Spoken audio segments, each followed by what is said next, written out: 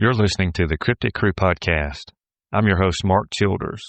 Before we get started, if you've had an encounter or an experience or just something unexplained, click on our link tree in the description and share your encounter. Thank you for listening to the Cryptid Crew podcast. The scream went for 3-4 seconds, and I know that when you're out in the woods, if you encounter a predator or anything, the last thing that you want to do is run. You knew you weren't alone. Something was there, and I can't explain that. I've never in my life heard anything like what I heard that night.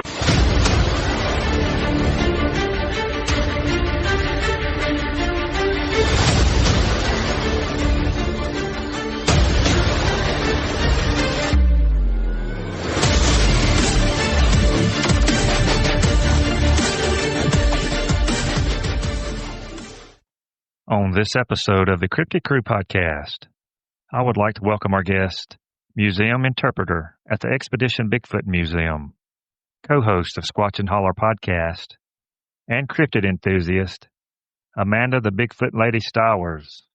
Amanda, thank you for coming on the show. Hope you're doing well today.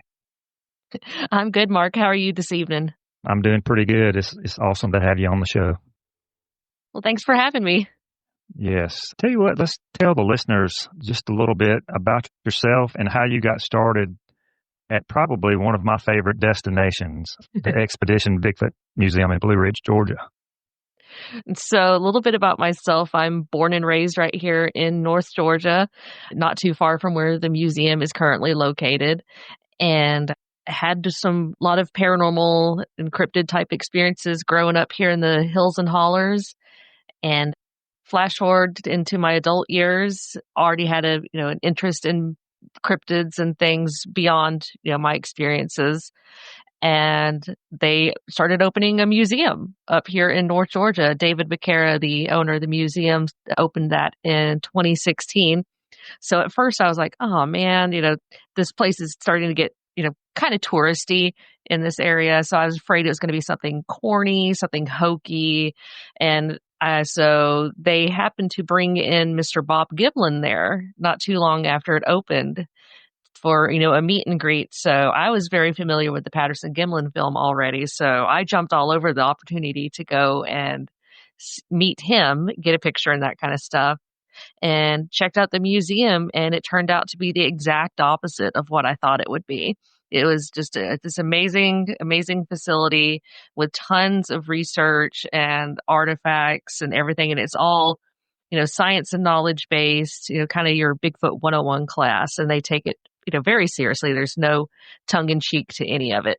Maybe some of the toys and stuff in the gift shop, maybe, but not as far as the museum is concerned. So I met David, shared my experiences with him then. And we kind of kept in touch through Facebook and stuff like that. And flash forward again to 2019, they posted a job opening there for a museum interpreter and a gift shop runner. And I jumped all over that. And thankfully I got the position. And so I've been there on and off for 5 years. And I had to leave, unfortunately, during a certain thing that happened in 2020. And left for a few years due to some family things during that time. And I came back and I've been there 3 years now. And I decided at the beginning of 2024 to come out into my own social media arena, if you want to call it that, as Amanda Bigfoot Lady. It was a nickname that my husband had given me working there at the museum because, people ask him all the time with me working at the museum. He's like, so what do you think about all this? He's like, well, you should go talk to my wife. She's the Bigfoot Lady. Go talk to her. So I just took that nickname and kind of ran with it. And yeah, it's been a completely wild ride. I started making TikTok videos, little fun videos and memes and things like that. And it's kind of taken off and exploded. I've done several podcast interviews, just like what we're doing now. And then I was interviewed with Roger Williams on the Squatchin Holler podcast last year.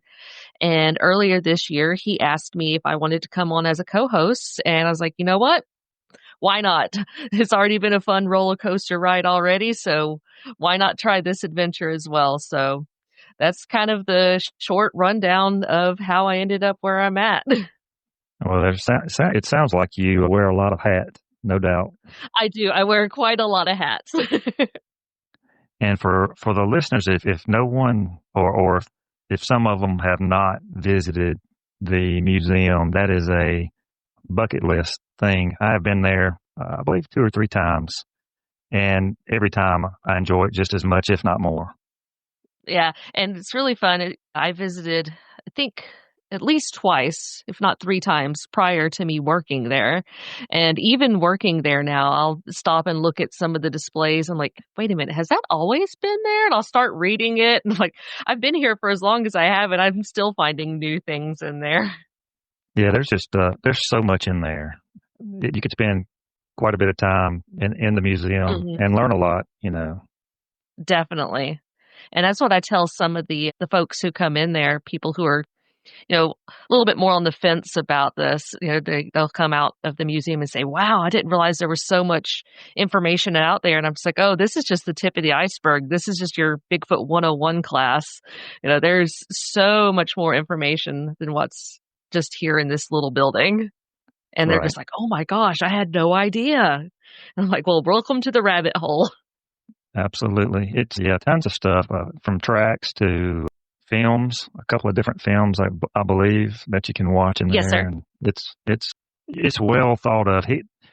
I have no idea how long it took him to, I guess, start to finish. Do you know how long it took him to put the museum? I think at least together? a year. And honestly, it's always growing and changing. He's always adding, you know, small little details here and there, or he's actually ran out of room in what we've had. We had to expand into the conference room several years ago.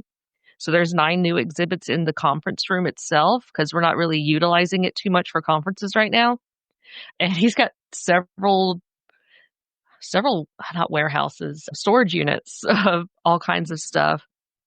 And there's some new projects in the works when it comes to the museum. I don't want to give away too much because I don't know what I can make public or not yet, but keep an eye out on the Facebook page because David will make it known once it's available.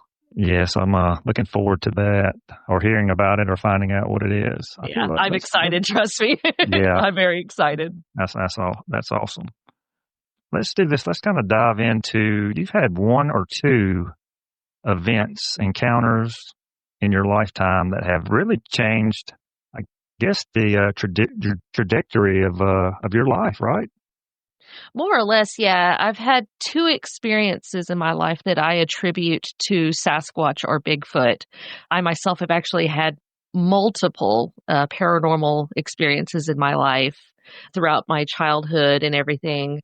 I guess I don't know if I was a conduit or a magnet. My grandmother used to tell me that I had inherited the sight, is what she called it, where I would see shadow people, angels, demons.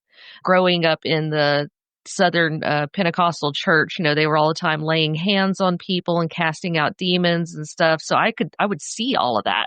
I would actually see the stuff coming out of the people, and I would have terrible nightmares and things. And so I'd always seen lots of crazy things in my life, even something that even looked like a pterodactyl one time. I have no idea what that was. I just know that's what it looked like. Oh, wow.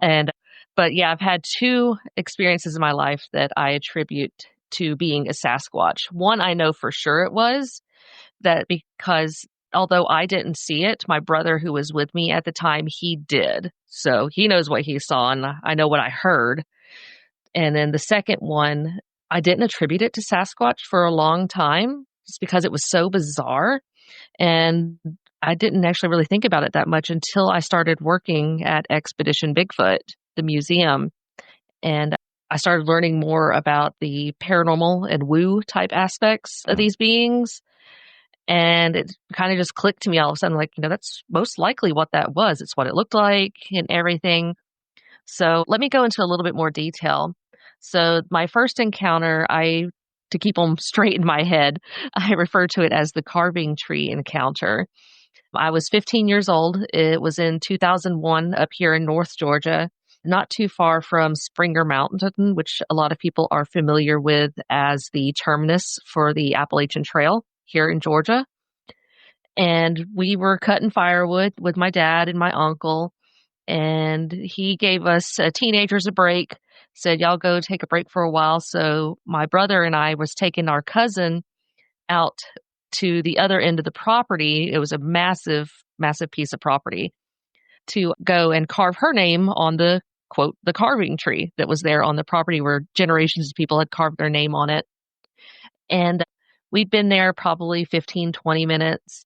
And I was up on the embankment where this tree was at because it grew up next to the side of the really sharp, steep hill. So I was up on the top of this big rock that was right next to it so I could get up high. And my brother and my cousin were down below me. So I was way up above them. Excuse me. And my brother all of a sudden goes, oh crap, Amanda, we need to go. And I'm like, no, we're almost done. We'll go in a minute. And he's like, no, we need to go right now. And he and my cousin took off running. So I'm like, oh snap, if they're running, I need to be running too.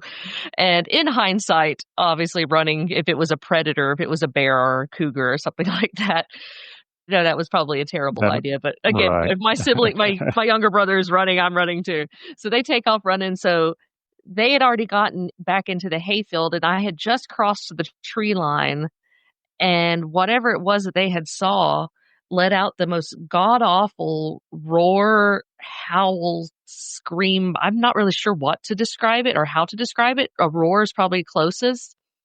And it was so loud that it made me grab my hands up to my ears. And as I'm running, I kind of stumble and catch myself. And I have this burnt image in my head of looking up and seeing my brother and my cousin running ahead through the hayfield and all the birds flying up out of the hay as this thing is going, so loud. So I catch up to them running because I'm a little bit bigger than them. And I'm like, what is happening? What is going on? And my brother's like, I think it was freaking Bigfoot. What? Oh my God. Because we were very familiar with it already. Right. We grew up on stories, Legend of Boggy Creek and all the stuff that would come on TV and everything. And my family was very open to, stories about boogers and other haints and things that go bump in the night up here in the hills and hollers, as they say. So we got back to my dad and he saw we were flustered and he's like, what's going on with you guys? And my brother told him what had just happened. And he just kind of laughed at us. He said, oh, you kids done run into the booger, didn't you? Like it was just no big deal at all. Like we just didn't, have the most traumatic experience. So, and then we went and saw my grandmother who grew up on that property, who we had heard the story of the booger our whole life.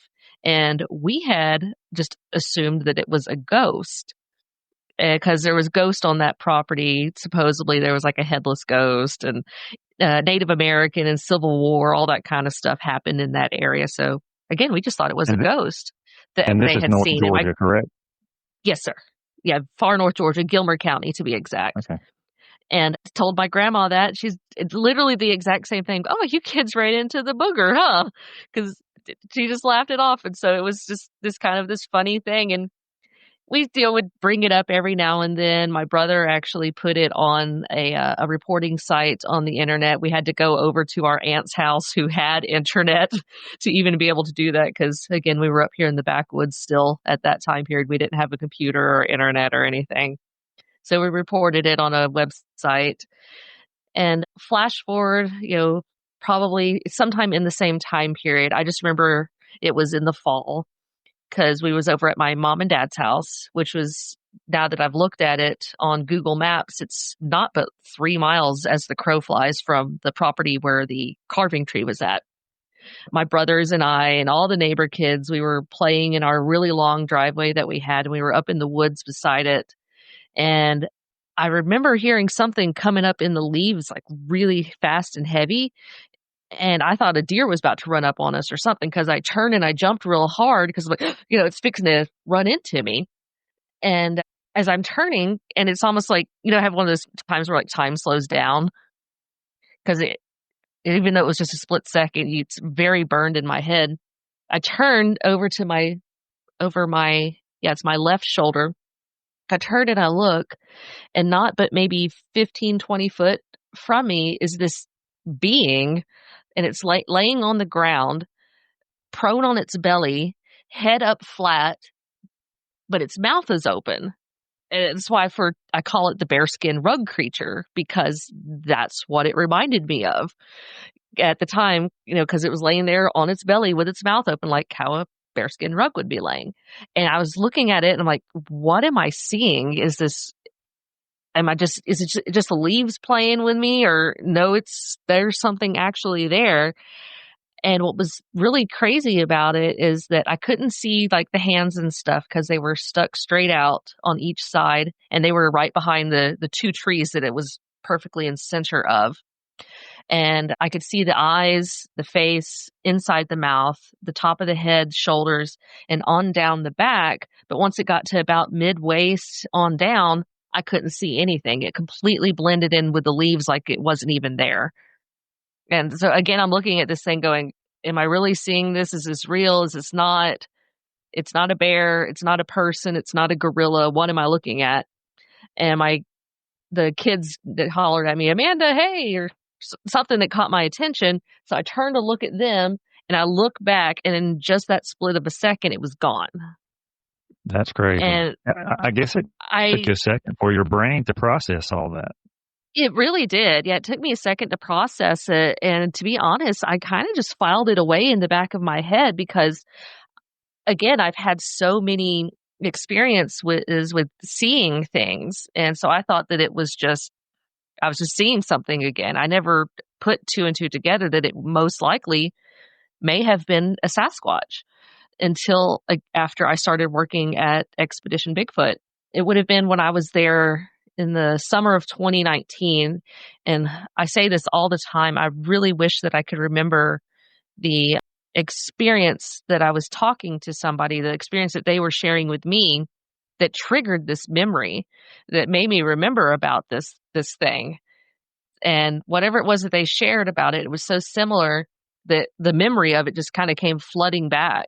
And I was like, and I started thinking about it and thinking about the physical characteristics that I saw and learning about how Sasquatch can, cloak itself in different aspects and how they're not always, on two legs. Sometimes they're on all fours or even are laying down. So once I started really thinking about it and seeing the thing in my head a lot as, your memory. Anyhow, sorry, I'm rambling. That's okay. Yeah, I just attributed it. Maybe it was a Sasquatch. So I've really 100% honest don't know if that's what it was, but it's just kind of what fits. So as I'm sharing my encounters and experiences now, I'm sharing this experience more often in hopes that maybe it might help somebody else with something that they've seen, because, listening to other podcasts and things long before I started sharing my experiences publicly, it really helped me to find the courage to talk about it and share about it and go, oh my goodness, I'm not the only one who's, had these kind of crazy experiences. So I'm hoping that me sharing my stuff can help somebody else. Let me ask you this. What type of detail or what kind of detail did you get the face in that area or the skin color? Yeah, I don't remember. It was been very brown, if I remember skin color at all. If it was the exact same color as the leaves. So it was very brownish, orangey, red color. And it had if it had any hair on the face, it would have been super, super short or even not at all, because I very distinctly remember, a hard hairline right in here.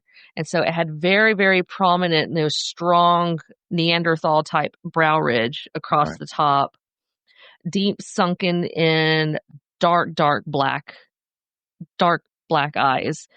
And I always laugh when I hear in the movie Jaws, when they talk about the shark, he's like had dark eyes, like a doll's eyes, soulless eyes. I laugh about that because that's actually very similar to what I remember that thing is, that the eyes were just dark. I don't remember any whites around the eyes or anything. They were just these dark eyes. And I don't remember a nose, but because the mouth was open so wide, maybe the nose was smushed, because, sometimes they can have more of an ape type nose, so maybe it was smushed up with that. But I remember inside the mouth, It didn't have like sharp fangs or anything. It had very teeth like ours, flat all the way around. But even the teeth, the tongue, and the inside of the mouth were also dark, kind of like how a chow dog is kind of dark. It reminded me of that. So I don't know if the teeth were just very discolored, but I definitely distinctly remember the inside of the mouth being very dark. And so from the shoulders on back, you could see the muscle definition and shape of the shoulders and the shoulder blades. And as it was going back, the head was kind of conical. I don't remember any ears. So it didn't have like, dog ears or round bear-like ears. And so as it went on back, the hair, you could see the shape of a back as it went down, and then it just completely blended in to where it was just leaves. Right. Yeah, that, which I know you know firsthand, that area is so active. It is. It is so active. So active. Yeah, and I guess recently I've seen something, maybe on Facebook, the Cherry Log area. Yes, sir. So has there been some sightings recently? There has, yes. There's been several recent sightings, but notably the one that David posted on the museum Facebook page. There was somebody who was vacationing up here, and they were going towards their cabin rental, and they saw it off to the side of the vehicle. And I don't want to misquote, but I want to say it was either laying on a log or it was curled up beside a log, like it was a stump or something. I'm still getting the details from it myself. Right, yeah. But anyway, I do remember it turned and looked at the lady as they were driving by, and she said she locked eyes with it, and she's like, "Oh my God, this is a gorilla. What is a cinnamon-colored giant gorilla doing squatted down looking like a stump in North Georgia?" And she didn't want to go out and do anything for the rest of the vacation. They stayed in the cabin the whole time. Yeah, I'm ready to go now and take Yeah. that. Yeah, I guess that's where I read it.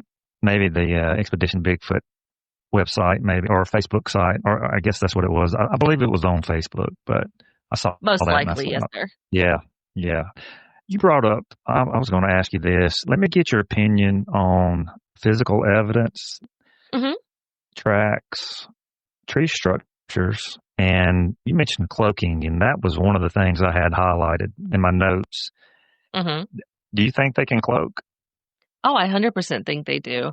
Besides what I saw, I've talked to several different eyewitnesses working there at the museum who have seen them, standing right there in front of them. They'll see the Sasquatch will see them, and then just all of a sudden it's just gone. It just disappears, and it literally phases out, like how they talk about, as you've heard other witnesses describe, like in the Predator movie.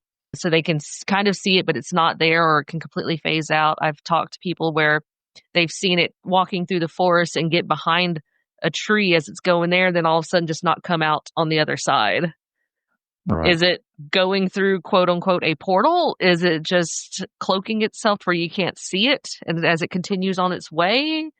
I believe I have no idea. I'm in the same camp you are on that.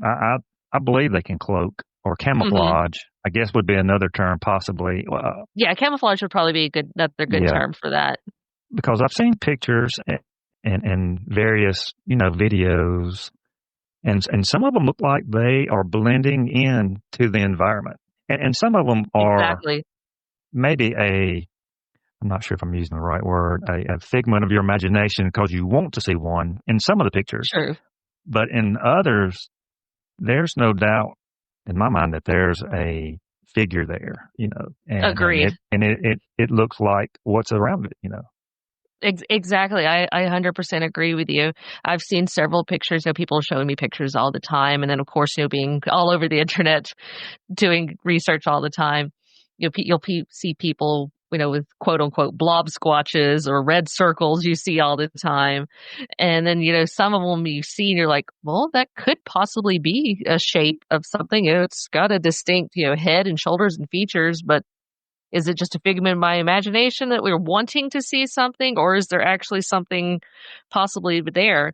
And something that somebody I talked to recently brought up that I think is a really cool earworm or thought process is, what if the person who is showing you this is seeing something and you are just not seeing something there? What if they are on a different wavelength, Mostly a energy, different spectrum, synchronicity, possibly. spectrum, something Yeah. like that? Yeah. Because, Yeah, that's just interesting. I like never thought about that. just like in the ghost and ghost hunting type world, you'll have people who are like, "Oh my God, I can see it. The ghost lady standing right there," and the other person who's standing there can't see a darn thing. What if there's some kind of similarity in that with these things as well? And I was like, that Absolutely. is actually really, really a good thought. I'm going to have to dig into that some more because That's very possible. remember exactly what it's called. Unfortunately, I am not a scientist. I'm just a country girl from the mountains. When you look at the Bigfoot hair itself, it has no center. The hair itself is translucent.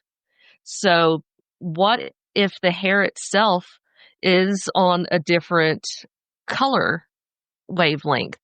Like you can have UV purple, UV red type those things that are just out of our color periphery that we as human in our eyes can't see, but other animals and creatures can. So what if there's something to do with the hair and stuff, one of their physical characteristics that we truly know is a physical characteristic of these things might play into some of the cloaking abilities that may actually just be more of a camouflage. It just plays with the light and the sunlight and things like that. Right. Yeah, I mean, dogs, for example, can hear, things we can't hear. So, Exactly. it's not really that, I guess, big of a difference for another animal, like some reptiles, to be able to camouflage. So, yeah, very possible. What do you think about stick structures? What are they? I'm hit or miss on stick structures, and that's just my personal opinion. I've seen some in pictures that people have shown me and online stuff like that. I'm like, oh my goodness, that definitely was manipulated. That was something that is not natural.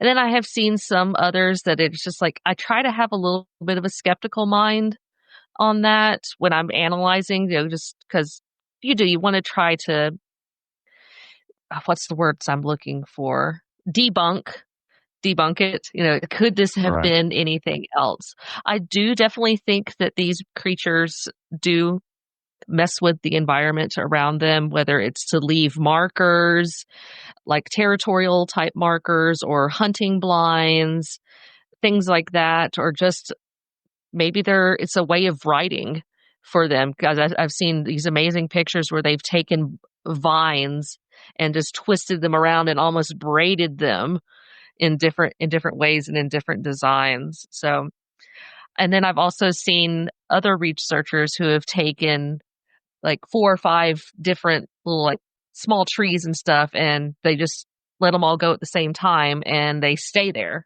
They don't fall. They actually form the teepee. So it's like, could it have happened in nature? Technically, yes. Could it have been manipulated?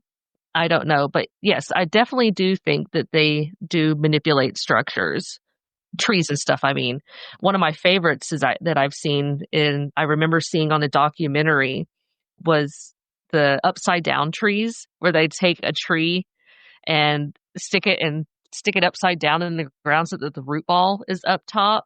I always remember seeing those on different documentaries that I would watch, and somebody brought in a photo from up here in North Georgia of a tree that's like that. And so that's one of my personal favorites. It's like, oh, they do that down here in the Southeast too. That's awesome. That's pretty neat. I saw a documentary as well. It may have been the same one. I don't know. With the tree, the tree's turned upside down and the root ball on top. Mm-hmm. And I have driven by one, and I don't know why it would be this way. It's probably 400 yards off the road, and I have not taken a picture of it yet, but I'm going to. And So please do. There's no doubt that it has to be the root ball at the top. I don't know what else it could be. and I'll have to take a picture of that. When I do, I'll send that to you, and you tell me what you think about it. Yes, please do. I would love to see that. It's in Barber County, Alabama, and there's been a few sightings, or at least on the BFRO website. There's a couple of sightings. Some of my good researcher friends that I've been making through the podcast is in Alabama. So there is a lot of highly active areas in Alabama. I've taken probably 24 or more reports myself personally at the museum from Alabama. Oh, wow. Yeah, there's some areas, no doubt, in the northern part of the state as well, as close to the coast. There's skunk ape sighting or Bigfoot sightings. I say skunk ape, I guess because I know what you're talking about. We call them skunk, or I should say they call them skunk ape in the South Georgia as well. So yes, but yeah, there's tons of activity. Tehaw State Park, the Talladega National Forest in that area. There's large area, quite active. But yeah, let me ask you this, and then we'll go to another subject after this. But what do you think about the state trooper dash cam that was on Finding Bigfoot back in maybe 2012, 2011? Yeah, I can't remember if it was 2012 or 2011, but I do remember that it was season 1, episode 1 of the Finding Bigfoot show that they played that on, because it was up here in Helen, Georgia, where they did like the town hall and all that kind of stuff. So it was kind of a big deal for our area. But yes, I actually really like that dash cam video. I've seen people where they have picked it apart and said it was probably hoaxed. But then I've also seen people who have said that, it's 100% legit. In my opinion, I think it's 100% legit. Is it really grainy and really blurry? Yes. It was an much older dash cam video. It's at night. And let's be real, it's up here in North Georgia, so they may not have had the best equipment even for its time. But the being that you see in video, it crosses the road in 1-2 steps, and then it's gone over the guardrail, over the embankment. And in that video, you have the 2 cops who are just, driving through and having, just a chit chat conversation. And so as they see that, you also capture their reaction. The lady who's in the car, you can actually see her like, "Oh my God, did you see that?" And they turn the car around. They stop wherever they're going. They turn the car around and look for it for a minute. So I think having all the anecdotal evidence in that, their reactions and things like that, I think that adds to the legitimacy of that particular video. Yeah, I totally agree with you on that. Their reaction, her reaction, just about sold it for me. And then of course I've seen the whole video, not just the excerpt they had on the show, but there's the state trooper that was driving the vehicle at the time, he turned around with his lights on and went back to the location where it crossed and got out and tried to look for it. So it was something that they've never seen before or couldn't explain. Yeah. So exactly. For them to have that kind of reaction to it, to throw them off like they did and make them go back and look, they obviously wasn't looking for a running hillbilly or a tweaker or something like that. No. So they were definitely something that they hadn't seen before. Yeah, no doubt. All right, I'm going to ask you this. What is your second, I know what your first one is, your second favorite cryptid? Oh, my second favorite cryptid? It's going to sound cliche, but it's going to have to be the Loch Ness Monster. Oh, okay. Whenever I was in middle school, I always was already into the paranormal and stuff. And our middle school library actually had a small section of 2 books that were about the Loch Ness Monster. And I actually rented those from the library several times and read about it. And I've just always had this deep fascination that, there's undiscovered things in this world, and especially Scotland and someplace that has castles. And you always have this iconic image of the loch with the crystal clear water and then the mountains on the side and the Urquhart Castle right there. So there's just kind of this magic and mystery to it, because I always loved fairies and other fairy tale type things that would go along with, British and Scottish folklore. So you throw in a water monster or something, Right. a mystical, possible plesiosaur-esque type creature. I always thought that was so cool. Is that probably what it is? Most likely not. Can we dream? Absolutely. It's probably something more geological. What's the word I'm looking for? Probably something a little bit more natural than, a giant plesiosaur in the water, but something those people were seeing over there.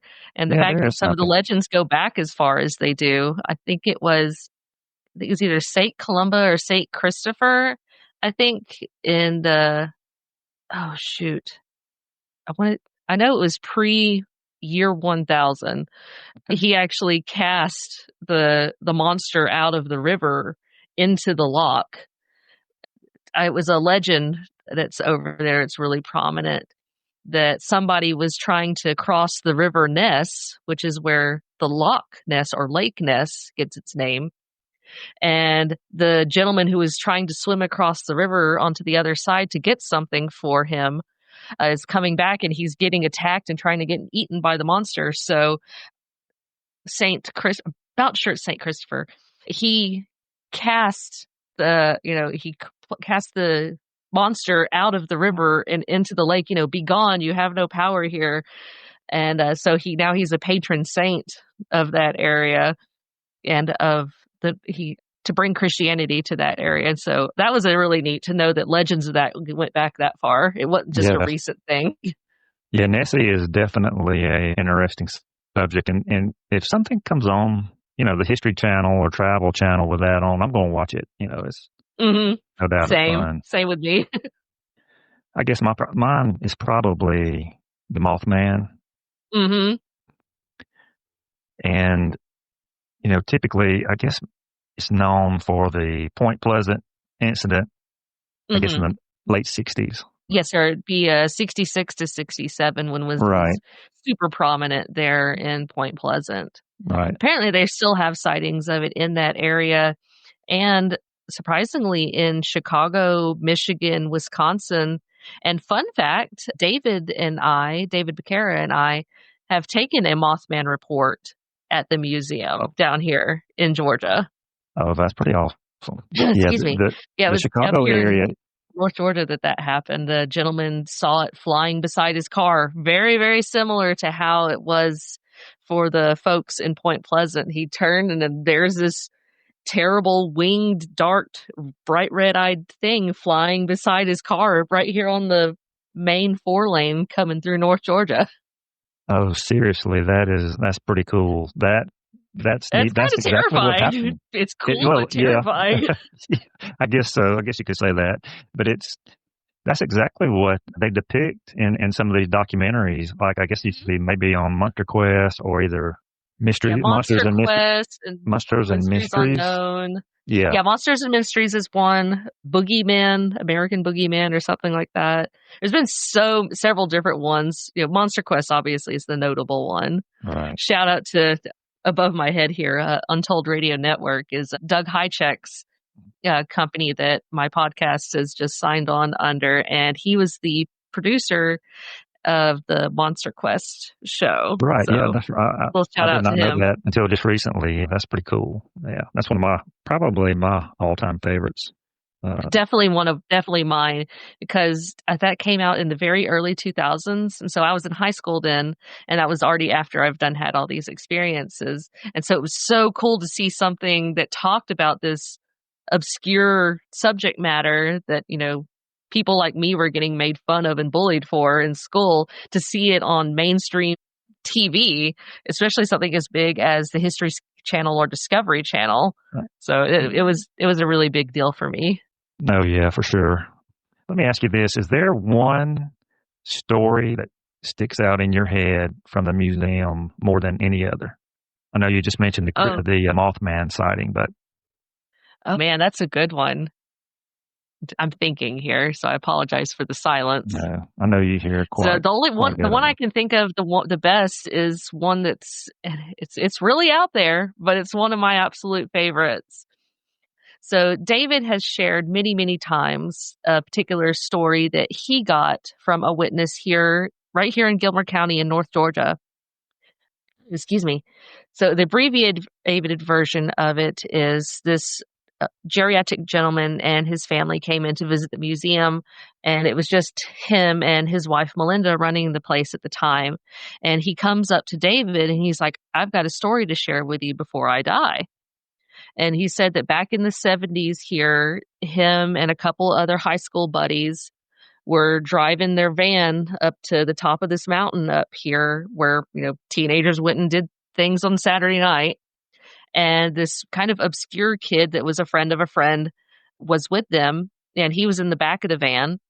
And as they're going up the road, everybody in the back of the van starts freaking out, and he turns and sees in all the crazy commotion that where the boy was sitting is now a Sasquatch is sitting there in his seat.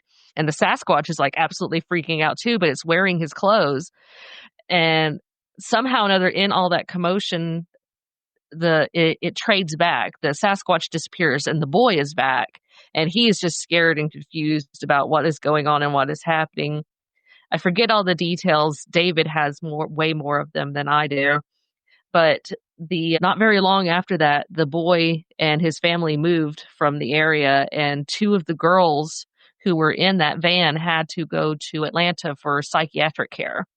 So I share that story because David has shared it with me multiple times, and I've heard him share it. I'm just like, man, I want to get just this awesome, just not outlandish, because it's not really outlandish as in unbelievable, just outlandish as in like off the wall as compared to, your classic road crossing. So anyway, flash forward to 2 years ago, working at the museum. And while we're there, we are wearing one of the t-shirts that has the logo on it, because we're the employees there. And I'm talking to these two ladies, they're probably in their 50s or 60s. And it's very obvious that they're best friends. And so we're laughing and going on, and we're talking about like, sixth sense and, when you get like those tingly feelings, knowing something's there or not. So we're talking about all this like obscure stuff. And so as I'm talking to them, and we do a little speech to kind of direct people whenever they come into the museum, kind of like an old sideshow attraction would do. And where you want to go is you want to go over here to see the laboratory. And then if you go around the corner to the right, you'll see the handprint and the audio station. There's something similar to that. And so while I'm doing that, they're pointing and whispering to each other and pointing at my shirt.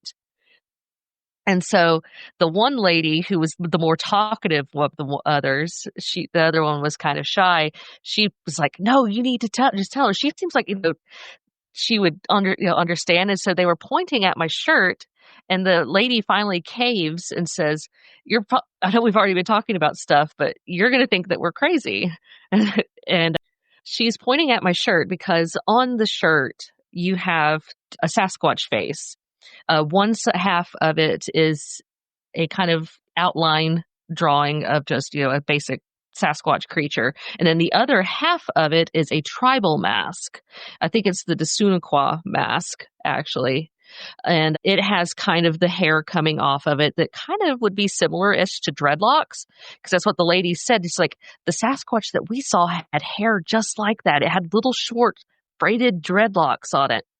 So she goes and tells me this story that she is Native American, and they were at a powwow in Colorado, and they were at the back of the powwow around the bonfire, and it was at night. And they're doing their thing, and they both get this like awful, that tingly sixth sense feeling that runs up your spine, like something's behind me. I need to look, that sixth sense feeling. And they turn and they look, and they're kind of half behind them, walking into the crowd is a Sasquatch, a big like 7 foot tall, 6 foot, 7 foot tall Sasquatch, and it's wearing clothes, but it was all what's the word? Disheveled looking.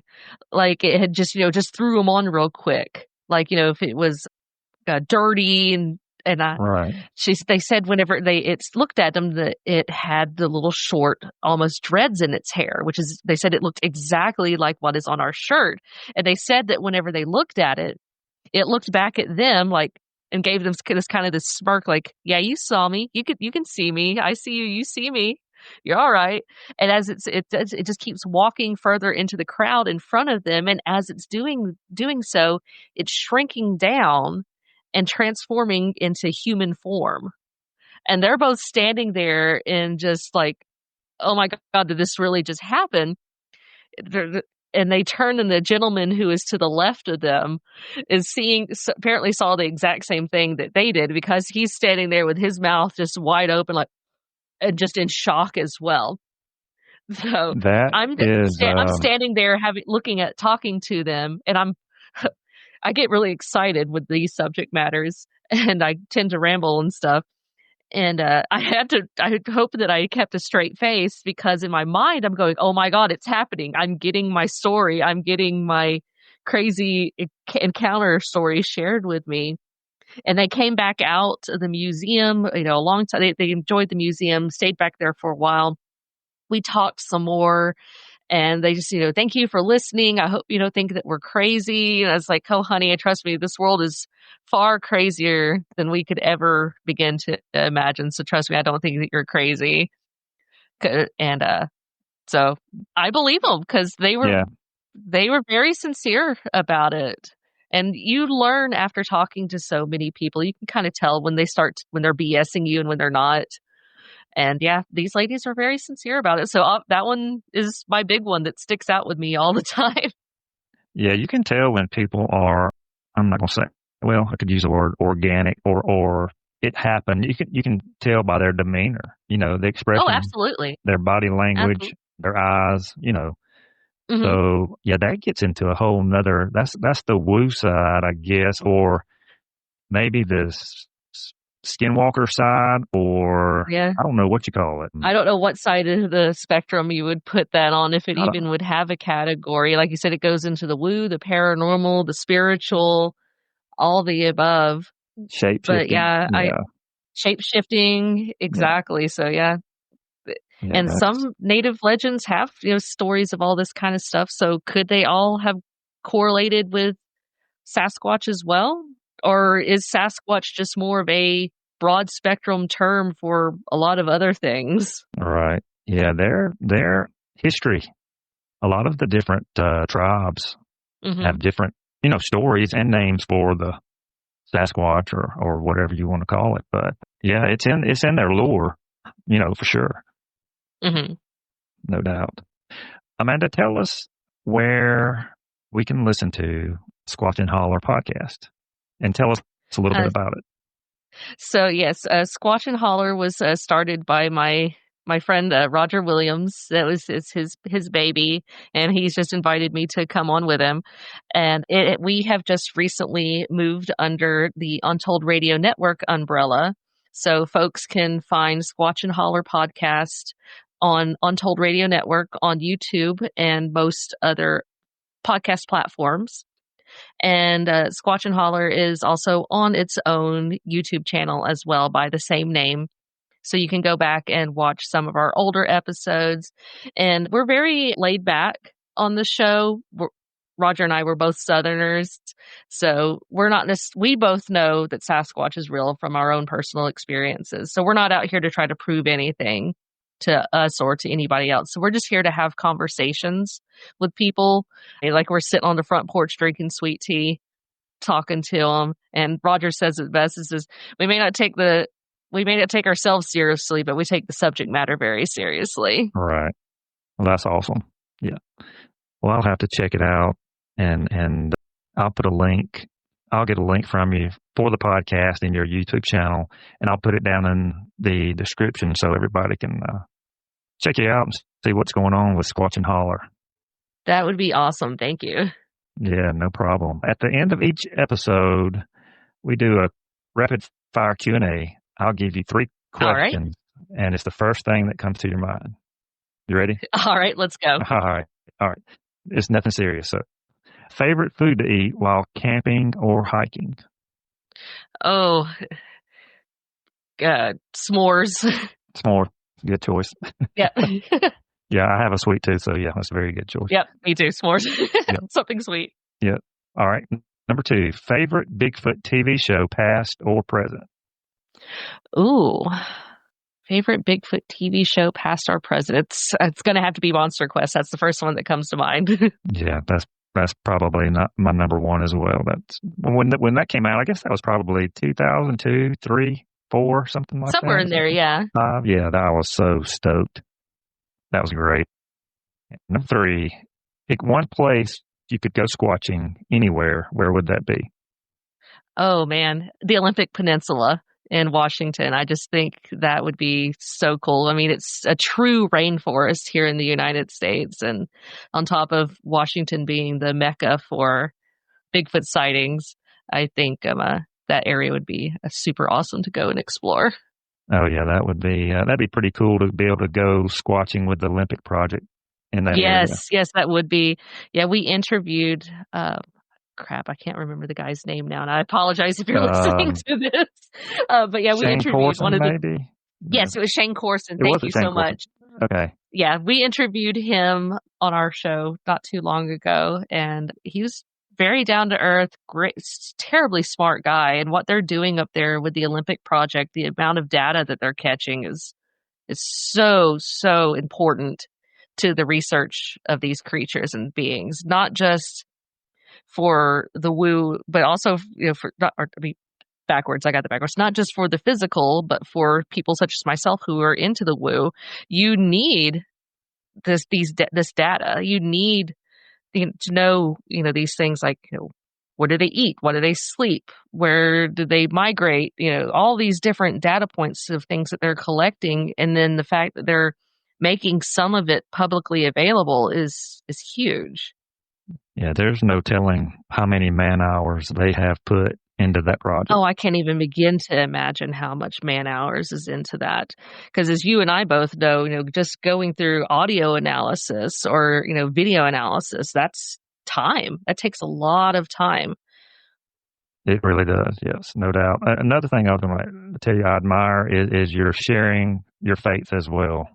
Something thank you. I appreciate that a lot, respect actually. For that.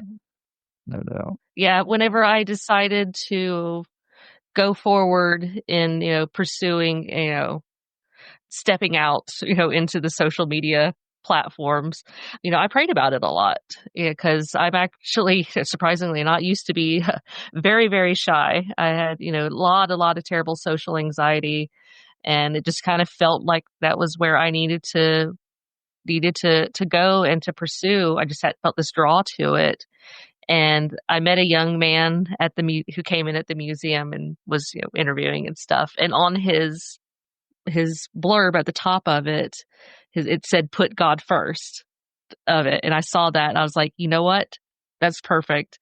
And you cannot go wrong. Cannot go wrong with that. And I was like, you know what? If this young man can do it and put that out there, then you know what? So can I. And because it does talk in the Bible very distinctly about, do not be ashamed. And so I have to, do that and push past my own fears and my own anxieties. And, so I want to share, that aspect of myself, because that is a really big part of me and my thinking whenever it comes to all this stuff that's happening that has happened to me in my life, the paranormal, the Sasquatch, and how I interpret a lot of this stuff. So by sharing that with people, either it'd be a chance to minister, it also might give them some insight into the back of my brain and my thought process. Right. Yeah. You're not alone with that. Yeah. Thinking that's I feel the same way. So yeah, no doubt. Well, thank you. I really appreciate that. That means a lot to me that you've picked up on that. And we'll have to do another or another one, part 2 or something, because I've had some paranormal experiences as well. Ooh, and one recently, and we'll have to talk about that, and yours. Yes, I would love to. Yeah, I'd like to hear that. So, but I do appreciate you taking your time out of your schedule to come on the show and share your encounters you had and some of the stories. Well, thank you so much for having me on. This has been a breath of fresh air conversation, so I really appreciate it. Yeah, I've enjoyed it myself. And for the listeners, if you've had an encounter, an experience, or just something unexplainable, please shoot us an email with your contact information at the Cryptid Crew Podcast at gmail.com. Like, share, and subscribe. It helps the channel out. Thank you for listening, and God bless.